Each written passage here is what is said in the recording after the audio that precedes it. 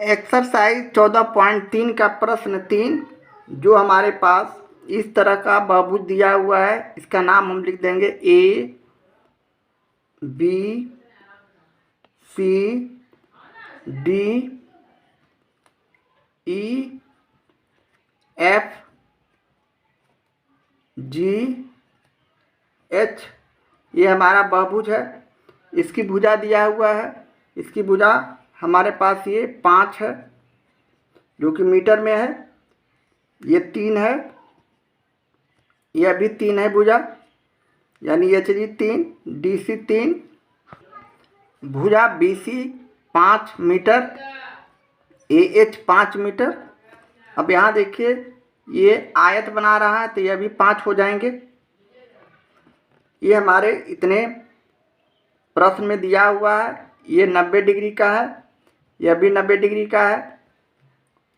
इस तरह हमारा ये भी 90 डिग्री का कोण बना रहा है, ये भी 90 डिग्री का कोण बना रहा है, यानी ये समकोण त्रिभुज है। 2 समकोण त्रिभुज एक आयत।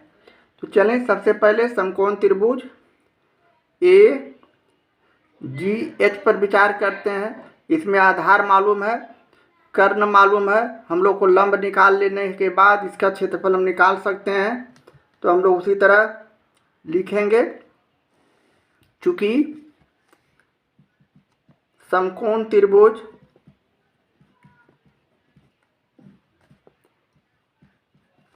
ए जी एच में आधार यहाँ दिया हुआ है 3 मीटर, कर्ण हमारे पास है 5 मीटर। तो हम लोग को लंब निकालना है तो लिखेंगे, चूंकि लंब बराबर अंडर रूट कर्ण स्क्वायर माइनस आधार स्क्वायर का रूट दिया हुआ है। कर्ण का मान हम 5 रखेंगे, 5 स्क्वायर माइनस 3 स्क्वायर, यानी 25 माइनस 3 तिहाई 9, यानी 25 में 9 हो गया तो 16। इस तरह 16 का वर्गमूल करने पर 4 मीटर जो आया हमारा ये लंब हो गए। अब हम ये ऊंचाई हो गया, आधार और ऊंचाई मालूम हो गया, तो हम लोग त्रिभुज ए जी एच का क्षेत्रफल निकाल सकते हैं। तो लिखेंगे त्रिभुज ए जी एच का क्षेत्रफल बराबर हमारे पास सूत्र है 1/2 गुने आधार गुने ऊंचाई। यहाँ हमारे पास 1/2 गुने आधार हमारे पास 3 है और ऊंचाई अभी हमने 4 निकाला था। 3 गुने 4, 2 से यहाँ काट दिए, 2 दूनी 4, यानी 3 दूनी 6 मीटर जो स्क्वायर जो आया ए जी एच का क्षेत्रफल हो गया। अब यहाँ देखिए उसी प्रकार बी डी सी का क्षेत्रफल भी हम उसी तरह निकाल सकते हैं। जिस दोनों का मान, दोनों त्रिभुज समरूप है, एक समान है देखने में, तो हम इसे डायरेक्ट ना लिखकर उसी प्रकार सिर्फ लिख देंगे। उसी प्रकार त्रिभुज बी डी सी का क्षेत्रफल बराबर 6 मीटर स्क्वायर हो जाएंगे। यह भी 6 मीटर, यह भी 6 मीटर, ये दोनों का हम निकाल लिए। अब हम यहाँ से आयत का क्षेत्रफल निकालेंगे। अब हमारे पास सूत्र है आयत का सूत्र है, चूँकि ये हमारा 3 सेंटीमीटर प्रश्न में छूट गया है, यह 3 सेंटीमीटर है। अब ये 4 आया और ये 3 है, इस सभी को जोड़ देंगे तो ये लंबाई हमारा मालूम हो जाएगा। तो यहाँ सब हम लोग उसी तरह लिखेंगे। चूँकि आयत का नाम भी लिख देते हैं आयत ए बी ई एफ का क्षेत्रफल बराबर लंबाई गुने चौड़ाई, हमारे पास सूत्र है। यानी लंबाई यहाँ हो गया 4 3 7 और चौड़ाई 5, यानी 35 मीटर स्क्वायर जो आया, आयत ए बी ई एफ का क्षेत्रफल हो गए। अब हम बहुभुज का क्षेत्रफल निकाल सकते हैं, तो यहाँ सब हम लोग लिखेंगे। इसलिए बहुभुज A B C D E F G का क्षेत्रफल बराबर त्रिभुज ए जी एच का क्षेत्रफल जो हमने अभी निकाला है, प्लस त्रिभुज बी डी सी का क्षेत्रफल और प्लस आयत ए बी ई एफ का क्षेत्रफल। इस तरह हमने तीनों का क्षेत्रफल निकाल चुके हैं। और 6 जोड़ 6 अब प्लस 35 करेंगे। अब इसे जोड़ देने पर 35 और 12 47 मीटर स्क्वायर जो आया, तीसरी प्रश्न का आंसर हो गया। ये बहुभुज का क्षेत्रफल हो गया। एक्सरसाइज 14.3 का ये रहा प्रश्न चौथा, जिसमें हम लोग इस तरह का बहुभुज देख रहे हैं प्रश्न के अनुसार। इसका नाम हमने ए बी सी डी ई रखा। ये हमारे पास बहुभुज है। और इसके अलावा ये हमारे फिगर में ये भी नाम रख देते हैं, यानी बी एफ ये रेखा हो गया, एफ रखे नाम इसका, एफ, इसके बाद इसका जी और इसका एच यानी एच सी ई जी और ये सी आई। इस तरह हमने नामकरण कर दिया। इसके बाद अब हम लोग त्रिभुज ए एफ बी पर विचार कर रहे हैं। ये हमारा 5 सेंटीमीटर है और यहाँ से यहाँ तक की दूरी, ऊंचाई हमें दिया हुआ प्रश्न में, यहाँ से यहाँ तक की दूरी 10 दिया हुआ है। ये दूरी 10 दिया हुआ है। तो आधार और ऊंचाई मालूम है, तो हम लिखेंगे त्रिभुज ए एफ बी का क्षेत्रफल बराबर 1/2 गुने आधार गुने ऊंचाई। यहाँ 1/2 गुने आधार 5 हो गया, अरे ऊंचाई 10 है, प्रश्न में दिया हुआ है। तो यहाँ हम 5 गुने 10 कर देते हैं, 2 से काट दिए तो 5 यानी 25 मीटर स्क्वायर हमारा जो आया ए एफ बी का क्षेत्रफल निकल गए। यानी हमें ये त्रिभुज का क्षेत्रफल निकल गए।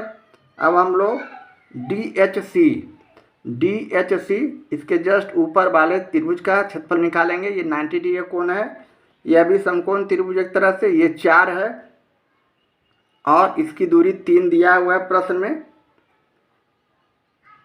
यानी ऊंचाई और आधार दोनों मालूम है। तो लिखेंगे, चूँकि त्रिभुज डी एच सी का क्षेत्रफल बराबर 1/2 गुने आधार गुने ऊंचाई, यहाँ भी वही सूत्र का प्रयोग, यानी 1/2 गुने 3 गुने 4, 2 से इसे काट दिए, 2 दूनी 4, 3 दूनी 6 मीटर स्क्वायर जो आया हमारा डी एच सी का क्षेत्रफल हो गए। अब हम लोग समकोण त्रिभुज सी आई बी पर विचार करते हैं। सी आई बी ये समकोण त्रिभुज 90 डिग्री कोण बना रहा है।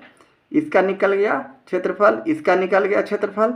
अब इसका निकाल रहे हैं और इसका यानी 3 क्षेत्रफल और निकालना है, 30 मतलब चित्र का। तो ये त्रिभुज का ले रहे हैं, तो लिखेंगे समकोण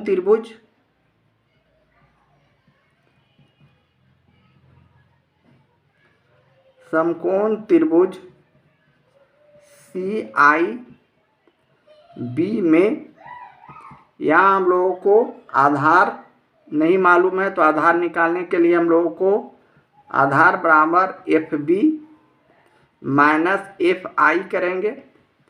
एफ बी यहाँ तक की दूरी 10 है और एफ आई यहाँ से घटा देंगे यानी ये 4 हो गया। तो यहाँ से हम लोग 10 और माइनस ये 4 ऊपर है, ये आयत है, तो यहाँ से इसका भी दूरी 4 हो जाएगा। ये हमारा FICH एक आयत है, ये आमने सामने की भुजा बराबर होता है, तो ये 4 है, तो ये भी 4 है, ये 4 हो गया। और ये टोटल 10 है, तो 10 में 4 घटा देने के बाद FI का हम निकाल सकते हैं आधार। तो इस तरह हम इसका आधार निकाल रहे हैं। तो 10 माइनस 4 कर दिए तो 6 मीटर हमारा आधार हो गया। अब हम लोग इसी आधार पर कर्ण निकालेंगे। पाइथागोरस कर्ण हमें तो 10 मीटर मालूम है, तो हम यहाँ से लिखेंगे, और कर्ण हमें कितना मालूम है, तो 10 मीटर जो कि BC है। अब हम यहाँ से ये कर्ण हो गया, आइए हमारा निकाल दिए आधार जो कि हो गया 6 मीटर। अब हम लोग लंब निकालने के लिए पाइथागोरस प्रमेय का सूत्र का प्रयोग करेंगे। इसलिए लंब बराबर कर्ण स्क्वायर, कर्ण का स्क्वायर करेंगे, अब माइनस आधार का स्क्वायर करेंगे, यानी कर्ण हमारा 10 है, तो 10 का स्क्वायर, अब माइनस आधार अभी हमने 6 मीटर निकाला था, 6 का स्क्वायर, 10 दाएं 100 और 6 छक 36, 100 में 36 चला गया तो 64 बचे। 64 का वर्गमूल करेंगे तो 8 मीटर। इस तरह ये हमारा जो लंब हुआ CI 8 मीटर हो गए। तो 8 मीटर हम यहाँ लिख देते हैं। आमने सामने का भुजा बराबर, इसलिए ये आयत बन रहा है, ये 4 ये 4 ये 8, तो ये भी 8 हो जाएंगे। यहाँ से यहाँ तक दूरी FH की दूरी। अब हम यहाँ से निकाल सकते हैं CIB का पहले क्षेत्रफल निकाल लेते हैं। इसलिए लिखेंगे CIB का क्षेत्रफल बराबर, उसी तरह 1/2 गुने आधार गुने ऊंचाई, यानी 1/2 गुने आधार हमारा 6 और ऊंचाई अभी हमने ये जो निकाला 8 से काट दिया, 2 चौक 8, 6 चौक 24 मीटर हमारा जो आया, ये आंसर हो गया। अब हम लोग आयत FICH का क्षेत्रफल निकालेंगे। तो लिखेंगे, चूँकि आयत FICH का क्षेत्रफल बराबर लंबाई गुने चौड़ाई, हमारे पास सूत्र है, यानी लंबाई हमारा 8 हो गया और चौड़ाई हो गया 4, 8 चौक 32 मीटर स्क्वायर जो हमारा आया। ये आयत FICH का क्षेत्रफल हो गया। अब हम लोग त्रिभुज ADE का क्षेत्रफल निकालेंगे, जो बड़ा त्रिभुज है ADE का। उसी तरह त्रिभुज ADE का क्षेत्रफल बराबर, यहाँ हम लोग उसी तरह 1/2 गुने आधार गुने ऊंचाई, यहाँ 1/2 गुने आधार हमारा समझना है। यहाँ ये 5 हो गया, ये 8 हो गया, ये 3 हो गया, तो हम 5 + 8 + 3 कर दिए। F1 की दूरी 5 है, यहाँ हमने इसका लंबाई निकाला था तो 8 हो गया, और यहाँ ऊपर 3 है, सभी को जोड़ दिए और गुने ऊंचाई हमारे पास ये 6 है, ये हमारा 6 है। यहाँ देखना है AF की दूरी 5, FG की दूरी 8 और D की दूरी 3 है प्रश्न में।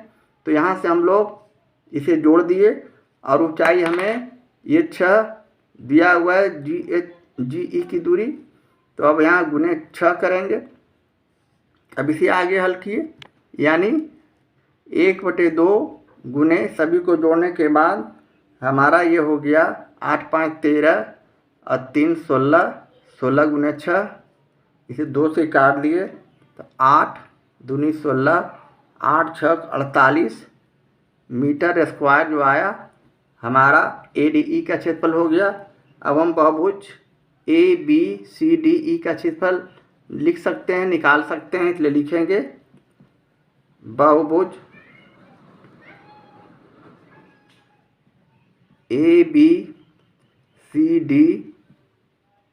का क्षेत्रफल बराबर सभी का मान हम लिख देंगे। 5 क्षेत्रफल हमने निकाला है तो पहले में AFB का क्षेत्रफल निकाला था तो 25 लिख दिया। दूसरे में 6 मीटर निकाला था DHC का क्षेत्रफल तो 6 मीटर स्क्वायर लिख दिया। प्लस तीसरे में हम लोग CIB त्रिभुज का क्षेत्रफल निकाला था 24 मीटर स्क्वायर लिख दिया। प्लस आयत FIGH का CH का क्षेत्रफल 32 लिख दिया।